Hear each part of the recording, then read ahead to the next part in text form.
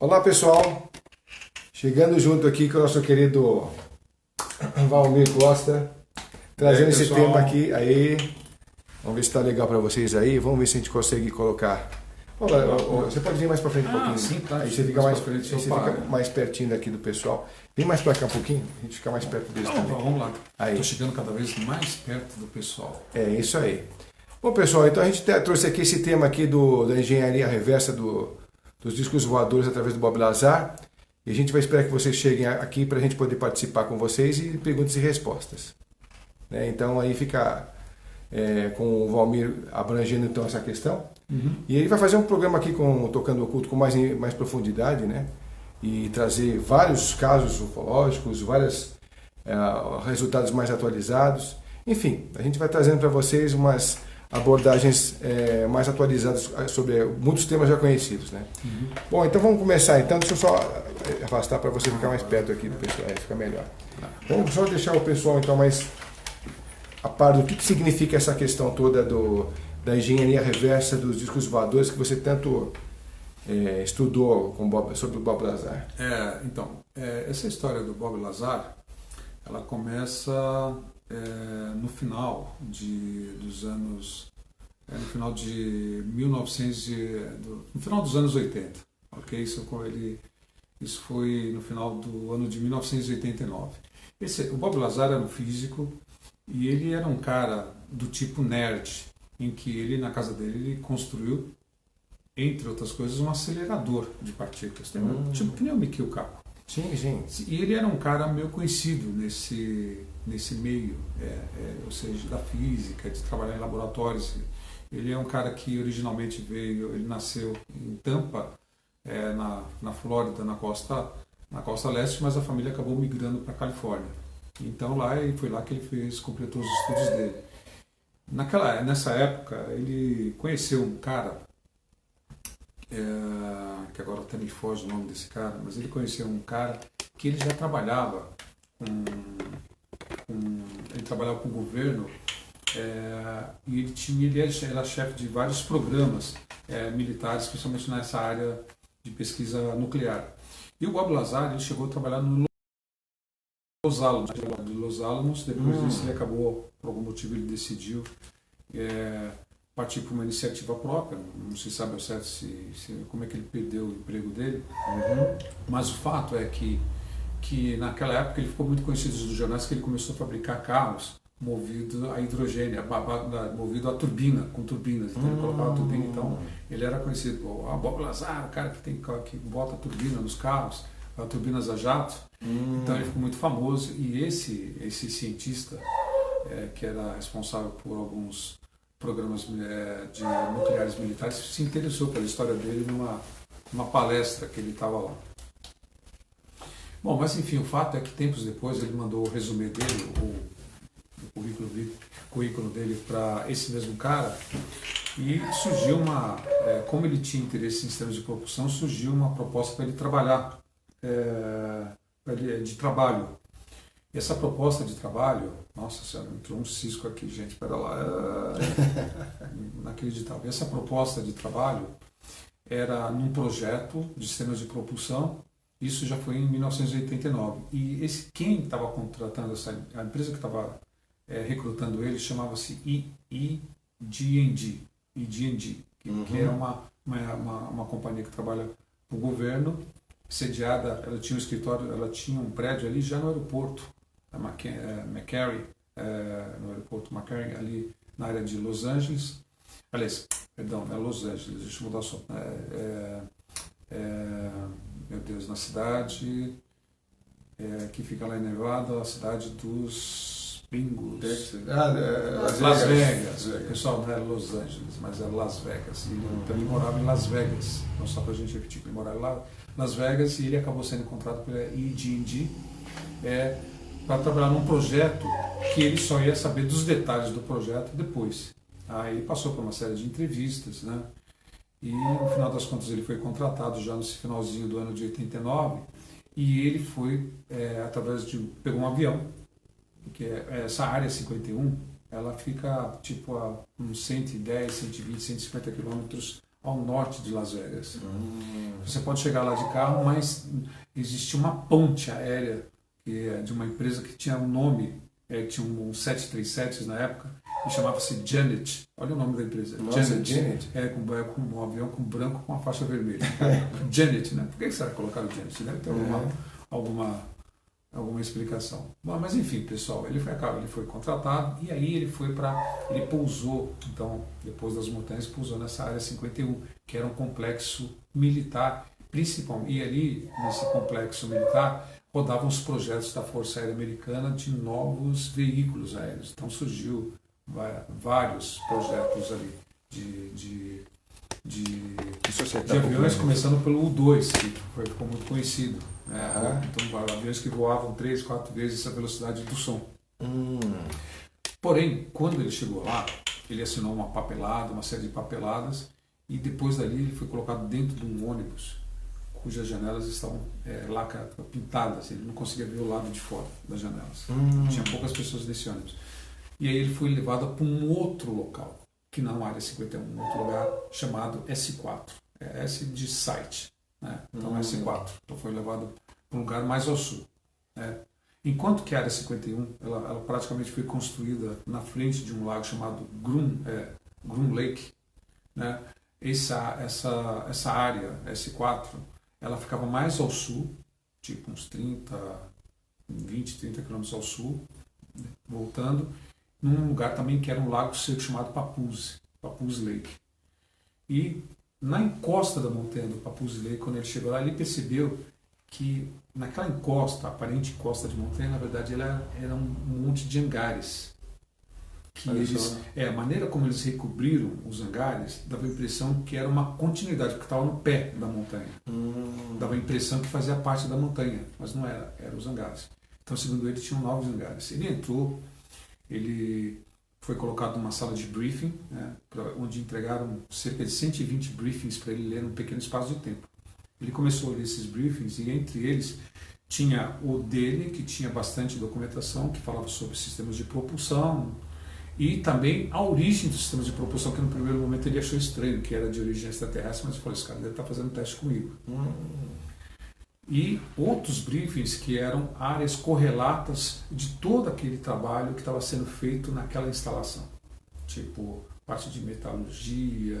A 51 sempre foi uma área muito, assim, muito polêmica, porque o pessoal fala que é uma área proibida, onde as pessoas que se aproximarem até morrem hoje. lá. Até hoje, Até hoje é assim. Morrem mesmo, né? As pessoas morrem. Se você não se identificar e você avançar, eles atiram para matar. Se você estiver em terra, se você estiver com um avião ou entrando no espaço não autorizado, eles derrubam você. Se você estiver vendo aqueles filmes, o MIB 1, o MIB 2 ou o MIB 3, que é onde você vê que tem hangares para baixo, inclusive, né, muitos, que são estudados dos extraterrestres, e pegou um pouco dessa questão toda da área 51.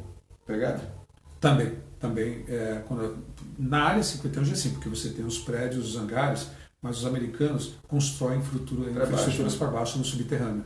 Então isso faz parte, digamos, do programa dos americanos quando eles estão construindo bases. Não só constrói no solo, mas para baixo também no subsolo. Pessoal, se vocês quiserem fazer alguma pergunta aqui para o nosso Valmir, ele estuda ufologia há mais de 40 anos, né, Valmir? Mais de 40 anos. Você tem Mas eu sou novinho, tá? Apesar do cabelo branco. A gente gravou um programa Tocando Oculto aqui, falando sobre a catástrofe do ciclo solar catastrófico.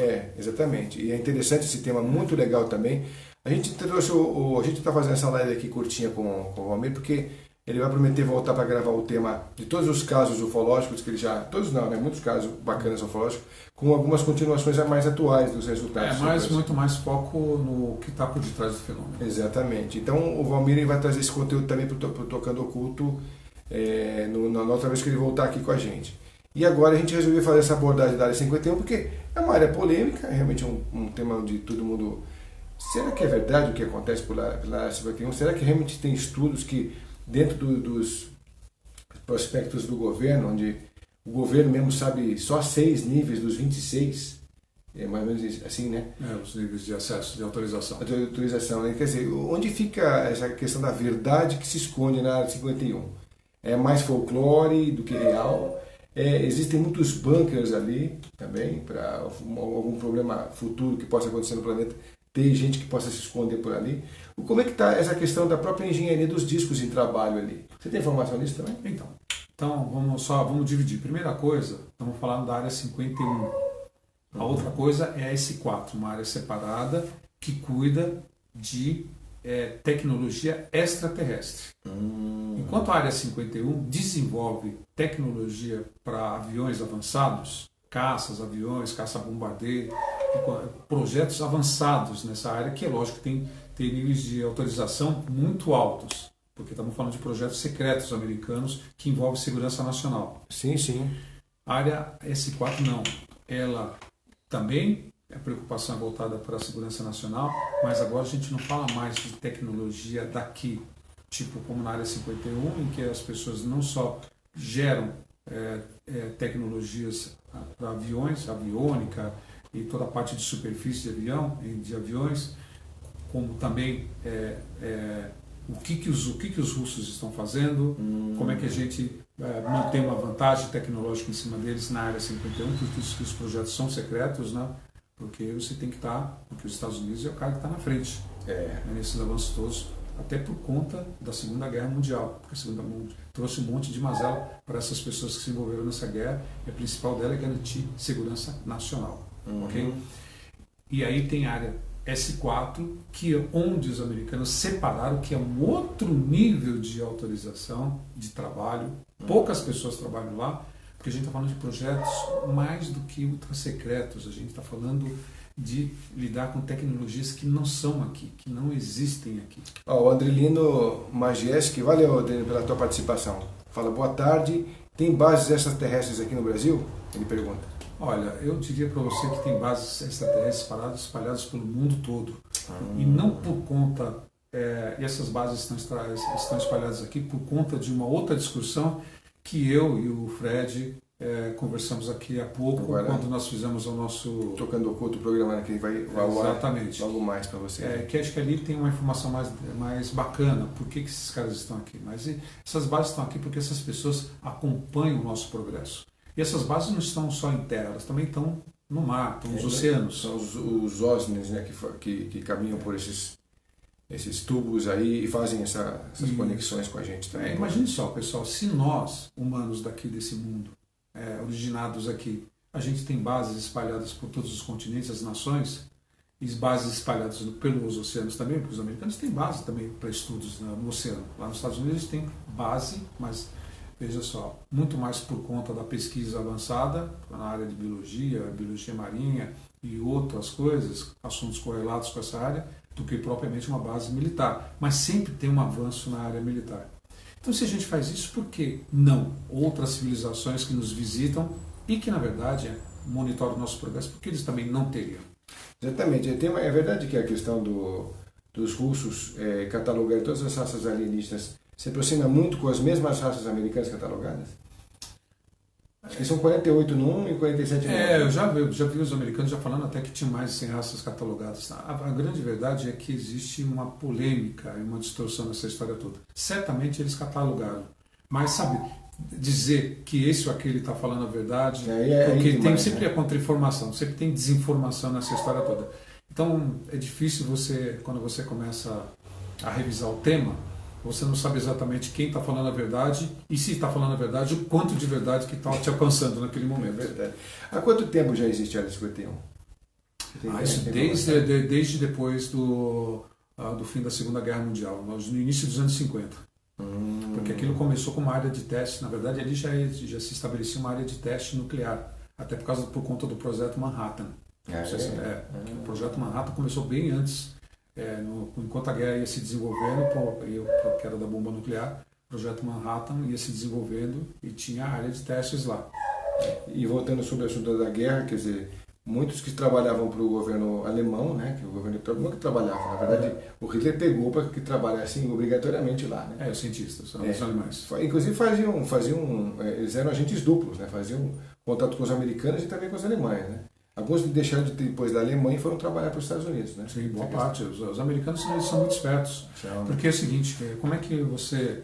Eu me lembrei de uma live de um cara chamado Bruno Ximenes, que fala sobre prosperidade. Ele diz o seguinte, tem pessoas que prosperam descobrindo ouro e outros que prosperam com um livro na mão. É verdade. Ou seja, com conhecimento. E os Estados Unidos, eles prosperaram muito com isso, com o conhecimento. Por isso que não é à toa que os Estados Unidos se tornou a maior nação do mundo, mais industrializada, tecnológica, grande potência. Aliás, o próprio Vladimir Putin diz o seguinte: os Estados Unidos é a única superpotência do mundo. Ele falou isso. Eu não tenho problema nenhum de dizer que eles são a superpotência. De reconhecer isso. Ele falou, não tem problema nenhum. Que bacana. E até, ele fez até um comentário, não sei se elogioso, mas assim, do tipo, e até que é bom que isso exista, entendeu? Ok? E nos Estados Unidos, é onde as pessoas têm a oportunidade para desenvolver seus talentos em pequenas empresas que vão gerando tecnologia cada vez mais. Okay? Então, por isso que os Estados Unidos se tornou a grande potência que grande por quê? Porque ele olhou para o livro. Como é que você ganha dinheiro? Você ganha com dinheiro com o quê? Com o livro. Na verdade é o conhecimento. O recado é o conhecimento. Um bom recado para o brasileiro fazer. O brasileiro aqui não, sabe? Tem as nossas minas, a gente ganha dinheiro vendendo as coisas. Né? Exatamente. E lá eles ganham dinheiro vendendo conhecimento. E outra coisa, a gente teve um péssimo exemplo nos anos 70, onde o Gerson, um jogador de futebol, falava que o brasileiro quer sempre levar vantagem em tudo, certo? E até hoje, passou os anos 70, passou anos 80, 90, 2000, 2010, quase 2020, o brasileiro ainda quer levar muita vantagem em tudo. Né? A gente está aprendendo, eu acho. A gente está se modificando. Né? Os trancos e barrancos a gente está indo lá. Obrigado a você, Anderino, por participar com a gente aí. Foi esclarecedor para você? Então, já está valendo. A questão da engenharia reversa, o que exatamente tem a questão? Engenharia reversa nada mais é do que você pegar um produto finalizado e você destrinchá-lo, ele, a tal ponto de você saber como ele foi construído. Okay? Então você desmonta todo aquele quebra-cabeça e constrói. Você pega algo finalizado, terminado, entendeu? Mas engenharia reversa não vale só para os... Não estou falando só para os Zé, vale para cá. Quando os caras pegavam os mix, faziam... Quando os caras conseguiam pegar, por exemplo, um caça russo na época da Guerra Fria, e vice-versa, e eles simplesmente destrinchavam para ver como é que aquilo foi construído e tentar replicar isso. Então, o foco é pegar um produto acabado, entender como ele funciona, desmontar, entender todo o funcionamento dele e, de alguma forma, tentar duplicá-lo. Então, foi o que se comprometeu a Base 51 para fazer. Então, pegar os discos e tentar desmontá-los. Então, a S4, né? Que é S4. Então, a S4 pegou... A S4, quando ele chegou nos briefings, depois ele ficou pouco tempo lá, até abril do ano seguinte, março do ano seguinte. E depois ele foi pego. Foi uma situação lá que vou contar aqui no decorrer do nosso bate-papo. Mas enquanto ele trabalhou lá, ele percebeu, quando ele viu o disco voador pela primeira vez, que foi muito engraçado, quando ele foi levado pelo Denis e pelo outro físico que estava trabalhando junto com ele, que eles foram ver, que ele viu o disco ali parado, aí ele falou, a primeira coisa que veio na cabeça dele, olha, agora eu entendi, aí está a explicação para toda essa história de discos voadores que eu achava que era coisa de maluco. Isso aqui é coisa, fomos nós que produzimos isso. Então, quando ele viu aquilo, no primeiro momento, ele achou que fosse aquilo. E ele chegou até a colocar a mão no disco, e aí foi repreendido pelo chefe dele. Assim, então, tira a mão daí, coloca a mão aí. Ele tirou a mão. Bom, conclusão, nos dias subsequentes ele entrou dentro daquela nave. E quando ele entrou dentro daquela nave, porque ele começou a estudar sistemas de propulsão, ele percebeu que os bancos eram pequenininhos, não eram bancos para gente grande. E o painel tinha, você colocava uma mão. Então e aí ele percebeu que quando estava tudo ligado, numa parede na frente dele aparecia um ambiente externo. Como aquilo aparecia de uma parede, simplesmente aquela parede, simplesmente ela acendia como se fosse transparente e você via o ambiente externo daquela nave. Então foi naquele momento que ele teve um sentimento estranho, um sentimento anômalo dentro do coração dele, de que ele percebeu que aquela coisa não vinha dali realmente, e ele lembrou dos briefings, sabe, da história dos discos voadores. É verdade a questão do hangar 18? Também, é verdade. Também. Verdade. Foi um estacionamento. Só para o pessoal também que não conhece essa história, porque já conhece não é segredo, mas para quem não conhece, recapitulamos então o filme Hangar 18, vamos lá. Não, na verdade isso foi na época que começou a ocorrer as primeiras quedas, né? que os caras, que a base, essa S4 estava em construção. Nessa época. Entendeu? Porque não tinha só a Wright-Patterson, sabe? Mas tinha outras bases em que... É que o hangar 18 nessa base acabou ficando famoso porque por conta de que pessoas viram, sabe? A história de que mesmo militares acabam... Um ponto, pera lá, para onde que nós vamos levar a tecnologia alienígena? Porque uma coisa, tinha um departamento que estudava tecnologia, que eles chamavam de foreign technology, ou seja, estrangeira. Ou seja, eles estudavam o que os russos estavam fazendo e com aqueles estudos, eles tentavam criar coisas que gerassem uma vantagem tecnológica para eles continuarem à frente, porque tinha a Guerra Fria. Todos os dois lados construindo bomba atômica. Uma coisa foi, igual os Estados Unidos, vou construir bomba atômica, mas espera lá, os caras, os russos também não são bobos, eles também vão começar a construir, vão ficar correndo, vai ser uma corrida. Então, essa corrida, a pessoa imagina só, eu preciso construir uma coisa que tem que estar na frente dele. Então, segurança nacional, porque esses caras passaram por guerras. Eu e você, a gente não passou por guerras. A gente não tem essa cultura, não tem essa vivência, a gente não tem essa história, a gente não entende isso. Mas para os americanos que, por exemplo, foram atacados em Pearl Harbor, e para os russos, por conta da Segunda Guerra de Hitler, esses caras vêm dessas vivências, sabe, de mortes, da guerra. Então, é um outro tipo de dor, é um outro tipo de vivência. E aí, sabe, a guerra tecnológica da informação, então, lógico, os russos também tinham uma divisão de tecnologia estrangeira.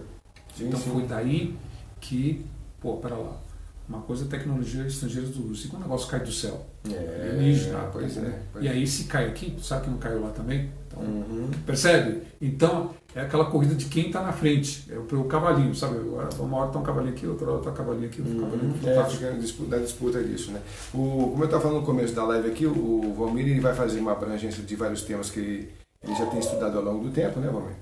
E a gente vai trazer um programa de ufologia só sobre os temas conhecidos com continuação pela parte, né, dos estudos do Ademar atuais, né? Do que realmente aconteceu e de que atualidades tem nesses casos, né? Para relembrar muita gente. E a gente também está chegando no finalzinho dessa live, que essa live é curtinha, que o Valmir também tem que zarpar, né? Bom, pessoal, a gente agradece vocês que conectaram com a gente aí. O Valmir vai deixar o recado dele aqui, para quem quiser contatá-lo para um programa, para uma abrangência de palestras. O Valmir tem conteúdo para fazer várias enciclopédias do tempo que ele estudou, do que ele tem de conteúdo, né, Valmir? E vários temas diferentes. Cabelinho branco aqui. Então fica aí o teu recado final, Valmir. Vamos lá. Bom, eu acho que antes até de dar meu recado final só para finalizar esse tema, o Bob Lazar, nos briefs, ele descobriu que aquela nave era originada eram de alienígenas, os conhecidos como os Greys. Então ele chegou a ver briefings como é que era a morfologia, como era a conformação dessas pessoas, e ele descobriu, entre curiosidades, só para fechar aqui essa nossa live, primeiro que ele descobriu que esses caras já estavam aqui há mais de 10 mil anos e que o make-up, quer dizer, do ser humano, como a gente conhece, do homem contemporâneo, como a gente conhece hoje, segundo, sofreu 64 modificações de DNA até que chegasse ao homem, o homem moderno, ou seja, isso aqui, o corpo. Então, uma das coisas que estava lá.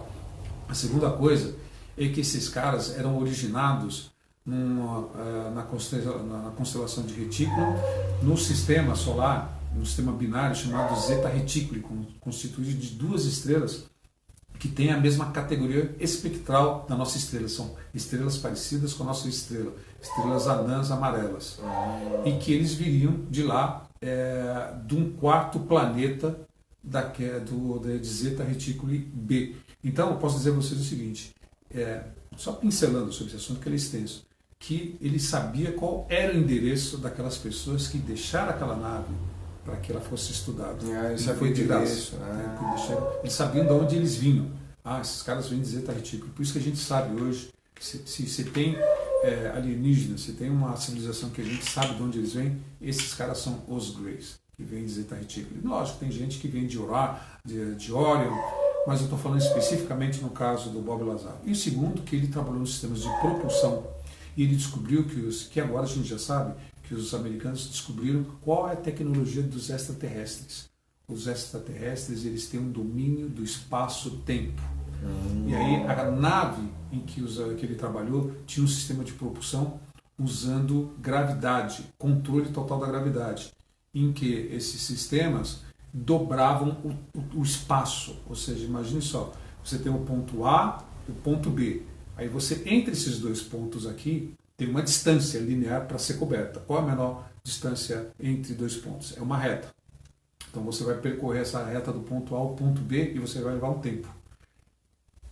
Com a tecnologia de dobra espacial, compressão do espaço-tempo, porque já se descobriu desde Einstein que a gente está mergulhado num espaço-tempo que ele é flexível, você pode flexioná-lo. Você não percebe isso, mas ele é flexível, a gente está mergulhado nesse meio. E aí, essa tecnologia permite que você traga o ponto A na cara o ponto B na cara do ponto A. Então você comprime o espaço, percebe? O espaço, esses motores comprimem o espaço e você atravessa em questão de segundos, minutos. Eu não sei. A gente tem até os buracos de minhoca, né? Não, você gera dentro da nave, a nave gera essa distorção. Olha só. E ela vai caindo dentro da distorção, porque ela está gerando uma distorção e à medida que ela vai gerando distorção, ela cai dentro da própria distorção. Nossa. E ela viaja rapidamente de um ponto ao outro. É assim que essa é a tecnologia dos extraterrestres. Você tem mais ou menos ideia de quantas raças catalogadas estão na área 51? Lá, os Greys também tem os nórdicos. Porque segundo, não eles, acho que um outro militar americano que esteve na área na S4 viu, percorrendo alguns corredores, viram tipo cilindros, como se fossem cilindros criogênicos, e viram algumas criaturas, entre elas aqueles loiros nórdicos. Então, mas assim, o trabalho deles era com os Greys. Entendi. Mas tinham contato com outras civilizações. A gente até viu há pouco tempo atrás, que agora com esse gelo dos polos, né? A gente viu uma grande nave de uns 3 km de diâmetro, assim, muito grande, dentro de uma dessas bases do polo. Tem muita polêmica, eu não sei se... Você acha que porque tem até a tem foto muito fake news, muito fake news. Você acha que não existe essa nave lá dentro? Não estou dizendo que não exista, né? Mas essa em particular tem muito fake news. É isso que eu vou dizer para você. Hoje, como eu comentava contigo, hoje você numa estação de edição, um software de animação, você cria um monte de efeitos. Nossa, hoje o trabalho do ufólogo, ele não se multiplica, assim, do ponto de vista da investigação para saber se a evidência é verdadeira ou não, o cuidado dele se multiplicou por 10, por 20, por 100.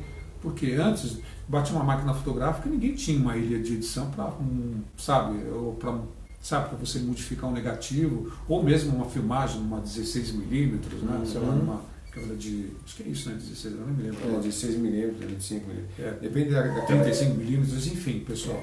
É diferente. De 8mm, 8mm. 8mm. É mais antiga. É mais antiga as de 8mm, entendeu? Então, hoje está muito fácil isso. Então, por isso que eu digo a você que há controvérsias. É para se pensar, então, no assunto. É isso. Mas, enfim, pessoal, olha, muito obrigado por... eu queria agradecer aqui minha participação aqui junto com o Fred aqui no programa do Fred, aqui na live do Fred de ontem. É um prazer de conhecê-lo hoje. Prazer foi meu também. Vocês me encontram no Facebook, tá legal? Meu nome é Valmir com W, Valmir Costa. Se você é amigo do Fred no Facebook, certamente você me encontra lá, tá bom? E o Valmir também é fácil de encontrar, porque o Valmir tem tantos muitas programas na internet também, que inclusive você tem programas decorrentes de 2h30, né?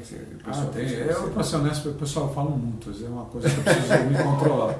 Mas assim, eu me esforço muito em manter, acho que condensar, sumarizar, aumentar mais o poder de síntese. Então, às vezes eu me excedo e peço desculpa a todos. Não, mas tem tanto assunto para falar que você vai... Mas é interessante porque a gente começa numa abordagem, depois a gente vê que aquela abordagem é importante por um outro aspecto, a gente vai naquele outro aspecto, depois tem um segmento daquele aspecto que a gente vai também.